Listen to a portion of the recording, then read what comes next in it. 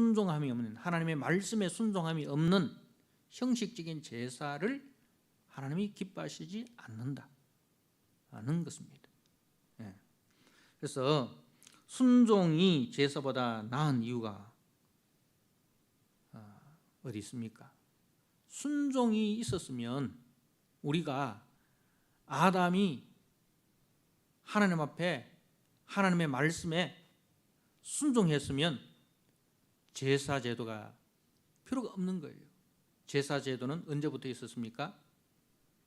아담이 범죄하고 난 이후에 가인과 아벨 세대에 와서 제사가 있죠. 그죠? 가인과 아벨 세대에 와서 제사 제도가 있습니다. 범죄한 이후에 제사 제도가 등장을 하는 것입니다. 그래서 제사는 불순종한 인간이 돌아갈 수 있는 길을 하나님께서 은혜 가운데 열어주신 것이 제사 제도입니다. 그래서 순종 없는 제사는 아무런 의미가 없습니다. 그것은 우상 숭배와 마찬가지라는 거죠.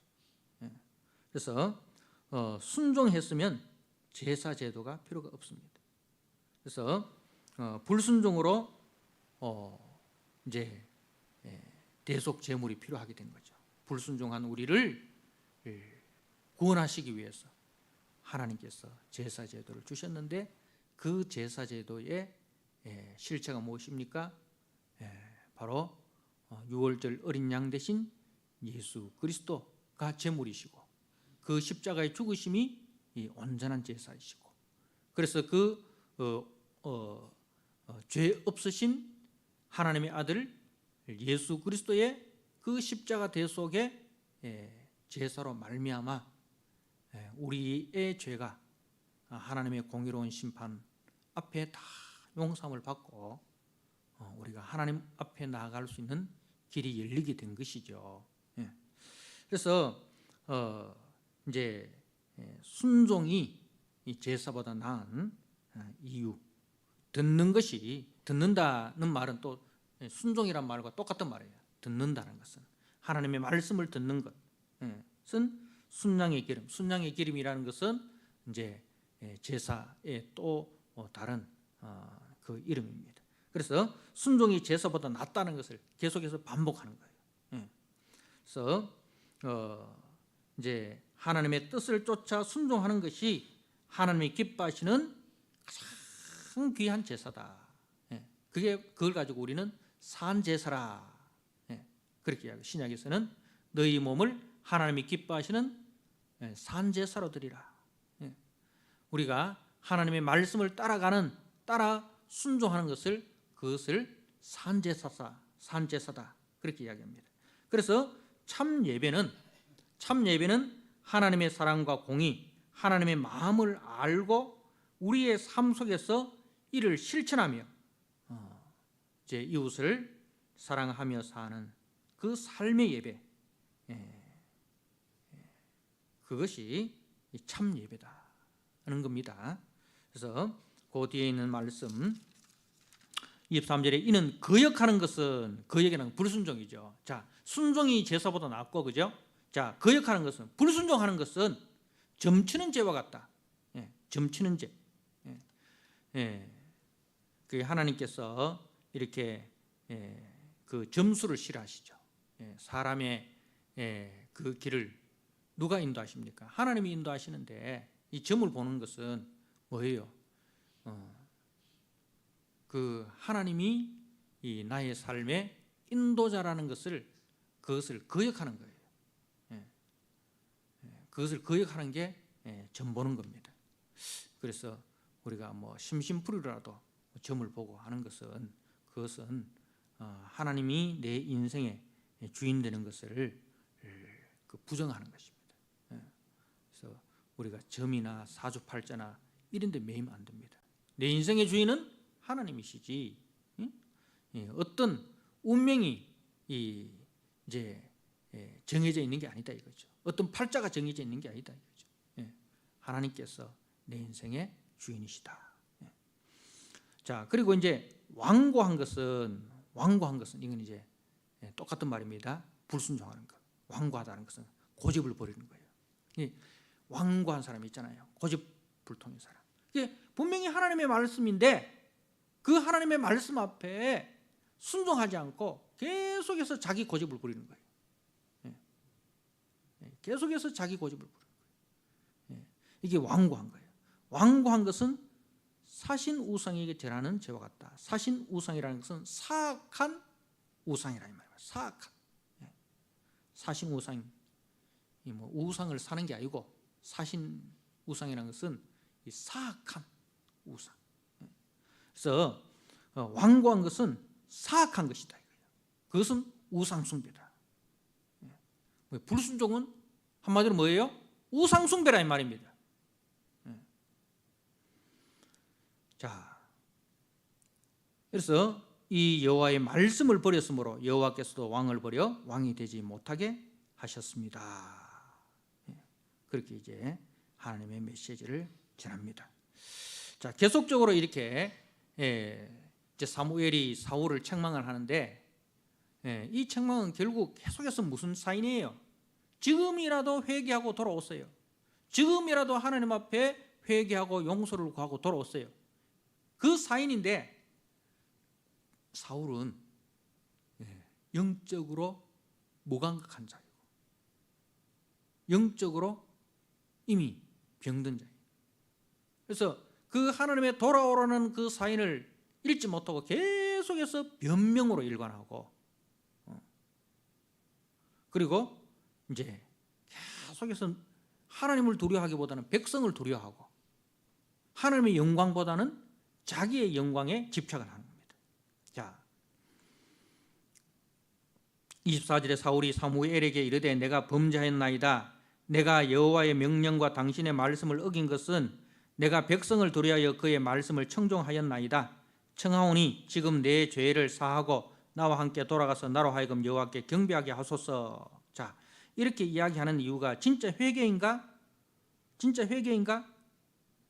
아니다는 거죠. 그 뒤에 보면 이제 30절 말씀에 보십시오. 사울이 이르되 내가 범죄하였을지라도 이제 청하옵나니 내 백성의 장로들 앞과 이스라엘 앞에서 나를 높이사 나와 함께 돌아가서 내가 당신의 하나님 여호와께 경배하게 하소서 하더라. 자, 내가 범죄하였을지라도 이제 청하옵나니 내 백성의 장로들 앞과 이스라엘 앞에서 나를 높여달라. 왕의 체면을 유지하게 해달라 이 말입니다. 그러니까 백성들 앞에서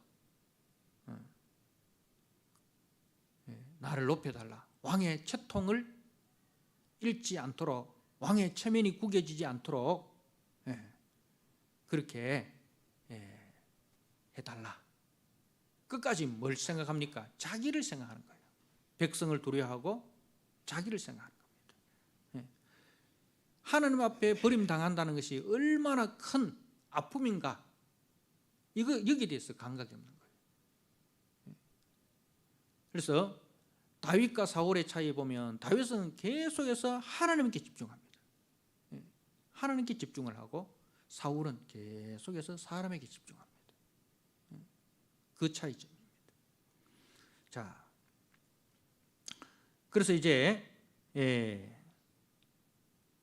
31절에 이에 사무엘이 돌이켜 사울을 따라가매 사울이 여호와께 경배하니라. 이 경배가 어떤 경배입니까? 하나님이 기뻐하는 경배가 아니라 자기 체면을 살리기 위한, 나 하나님 앞에 버림당하지 않았어, 이것을 이제 백성들에게 보여주는 그런 위장술이었다 이 말입니다. 자, 그래서 이제 32절에 사무엘이 이르되 너희는 아말렉 사람의 왕 아각을 내게로 끌어오라 하였더니 아각이 즐거이 오며 이르되 진실로 사망의 괴로움이 지났도다 하니라. 이 아각은 사울과 사무엘 사이에 무슨 일이 일어났는지 모르는 거예요. 그러니까 이제 자기가 오라 하니까 이제는 이제 살 길이 열렸구나 이렇게 착각을 하는 것입니다. 그런데 33절에 사무엘이 이르되 네 칼이 여인들에게 자식이 얻게 한 것 같이, 그러니까 이 말은 이 아각이 얼마나 잔인했느냐 이 말입니다. 네 칼이 여인들에게 자식이 얻게 한 같이. 아각이 이전에 행했던 악한 그 행위에 대해서 이제 하나님께서 기억을 하시고 또 심판을 하시는 것입니다. 같이 여인 중 네 어미에게 자식이 없으리라 하고 그가 길갈에서 여호와 앞에서 아각을 찍어 쪼개니라. 바로 하나님의 공의로운 심판을 행하였다는 것입니다. 그래서 이 징벌은 여호와의 전쟁에서의 징벌은 하나님의 공의로운 심판으로 주어지는 것입니다. 그래서 이제 하나님의 공의의 심판이 얼마나 무서운가 하는 것을 우리에게 보여줍니다. 그 하나님의 공의의 심판이 언제 만천하에 나타납니까? 우리 주님이 이 땅에 다시 오실 때에 그때 하나님께서 공의의 심판을 행하시는 것입니다. 자, 그리고 이제 그 사무엘이 사울을 떠나서 다시 사울을 보지 아니하였다 그렇게 하고 15장이 마치고 있는데, 자, 우리가 오늘 말씀을 통해서 우리 하나님은 어떤 하나님이십니까? 29절에 이스라엘의 지존자는 거짓이나 변개함이 없으시니, 우리 하나님은 거짓이나 변개함이 없으시다. 그는 사람이 아니시므로 결코 변개하지 않으심이니이다 이렇게 했어요. 자, 근데 사울은 어떻습니까? 하나님은 거짓이나 변개함이 없는데 사울은 어떻습니까? 이 말은 하나님은 거짓이 없고 변개함이 없다. 그러면 하나님의 백성, 하나님 앞에 부름받은 우리도 어떠해야 된다? 거짓이나 변개함이 없어야 된다. 그죠? 그것이 하나님의 자녀의 마땅한 모습입니다. 하나님이 거짓이 없고 변개함이 없듯이 우리도 거짓이나 변개하면 안 된다 이 말입니다. 변하면 안 된다 이 말입니다. 초지일관. 우리가 하나님 앞에 은혜를 받고 그 은혜 앞에 우리가 순종했던 그 모습 그대로 우리가 유지를 해야 되는데, 어느 정도 먹고 살만 하면 어떻게 됩니까? 그 은혜에서 떠나버립니다. 하나님 앞에 겸손했던 그 사울이 이제는 교만해집니다. 하나님 없이도 백성들의 인기를 통해서 자기가 유지될 수 있다는 것, 이런 그 교만한 생각. 그래서 사울은 변해버립니다. 그죠? 사울은 변해버립니다. 그래서 이제 에베소서 6장 24절에 사도 바울이 이 에베소 교회를 향해서 이렇게 이야기를 합니다. 주를 변함없이 사랑하는 모든 이에게, 주를 변함없이 사랑하는 모든 이에게 이렇게 이야기합니다. 우리가 주님을 변함없이 사랑해야 됩니다. 주님을 변함없이 사랑하는 얘기. 근데 그 에베소 교회가 나중에 어떻게 됩니까? 처음 사랑을 잃어버렸다. 그렇게 책망을 받지 않습니까? 여러분, 우리가 이 처음 사랑, 변함없이, 변함없으신 주님처럼 우리가 변함없이 주님을 사랑하고 변함없이 주님의 말씀에 순종하는 그 초지일관하는 믿음, 초지일관하는 그 순종, 이 우리들에게 요구되고 있습니다. 때로는 우리가 부족해서 넘어지고, 때로는 우리가 실수하고, 때로는 우리가 하나님 앞에 범죄할지라도 그때 하나님의 말씀이 우리에게 임하면 우리 어떻게 변명하지 말고 핑계대지 말고 즉시 회개하고 하나님 앞에 우리가 돌아서는 그 모습을 우리 하나님께서 요구하신다는 것입니다. 사울이 버림받은 이유가 무엇입니까? 변명하고 핑계대고 회개의 기회에 회개하지 못해서 버림을 당하는 것입니다. 반대로 다윗은 오히려 어떻게 보면 사울보다 더 큰 죄를 저질렀다고도 볼 수 있지 않습니까? 그죠? 다윗이 우리아의 아내를 범하고 그 죄를 감추기 위해서 우리아를 살인 교사하는 그 큰 죄를 저질렀습니다. 그런데 하나님의 말씀이 다윗에게 임했을 때 다윗은 그 하나님의 말씀을 듣고 바로 즉시로 회개하는 것을 우리가 볼 수 있습니다.